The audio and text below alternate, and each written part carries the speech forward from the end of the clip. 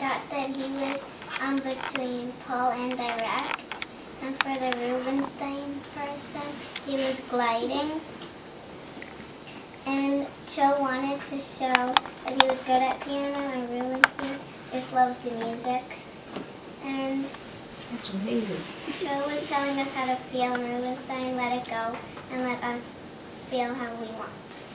You got a great life ahead of you, little girl. Like in the first one, it was a little bit more confined in like the movement of the hand. Like that was what I was focused on the most. And then the second one, like I felt like the phrases kind of like came out of each other more because of the movement too. Like.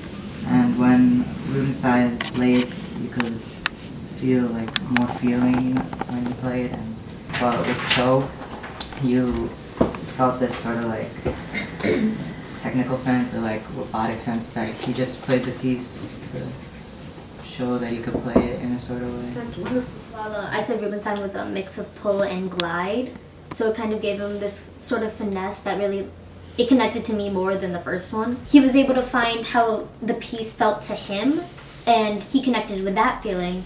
While the first one, he kind of saw the piece, and he served justice to it, and he put his own style into it. It didn't give that feeling where like, wow, this is something that I'm really into, and like I can feel how he's feeling about this piece. Like the first one did give me that, while Rubinstein did. I feel like he may have felt a connection, like with the feeling for himself, but it didn't transfer to like me. Like I didn't feel it, but I guess he, like his facial and his like movements, I think he felt it in a way, or he was trying to show off that he felt like what he was playing. And with Rubinstein, I kind of saw a sense of focus and like more of an emotional connection. There's such a big difference in performance and sound quality. Even though like both performances are years apart, you can still hear the differences even on that old black and white recording. Mm-hmm. Yeah. Which is like insane. Yeah. One thing that I really like about Rubinstein is that he's really formal when he's playing the piano, and it's really cool. It's very inspiring because of his interpretation of what it takes, the discipline it takes to be a real pianist. And that's really musician. I thought Cho was okay. I felt like the piece almost felt like more messy or something. And when I was listening to it, I guess I don't know how to describe it. And then when I listened to Rubinstein, I thought the piece, like when he was playing it, felt more like pronounced and determined. Piece, I think that the first pianist, he focused more on the technical aspects of what the piece was, and instead of like what Noreen said, feeling the piece and focusing on musicality and phrasing. It was choppy and I think, like Michael said, robotic. While Rubinstein, he was like,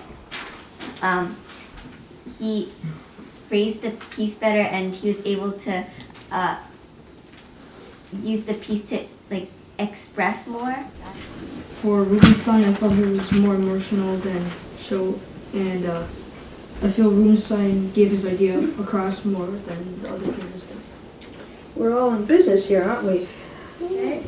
I mean, I thought the first one was direct, and that it was, the way he played it made it like tighter or like more refined. Mm-hmm. So that like for me, like I didn't feel as much for that one as I did for the second one, like emotionally wise.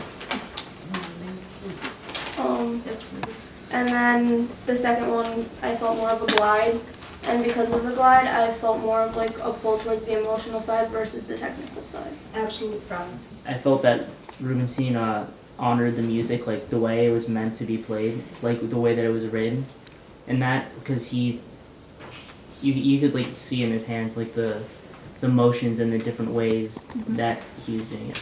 It's not that like Cho like didn't play it with feeling. The equipment that he was, I guess what David was said, that he was mentored with, and the equipment that he was brought up with didn't enable him to be able to have emotion perceived by other people.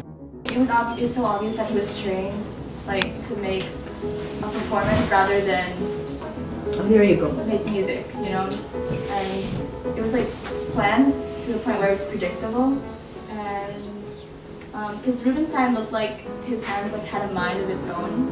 He was like giving each note it's like its own like individual like feeling, and able to like move his hands around in really specific and not rigid ways. So like I feel like Rubinstein played the piece with more heart than Cho did.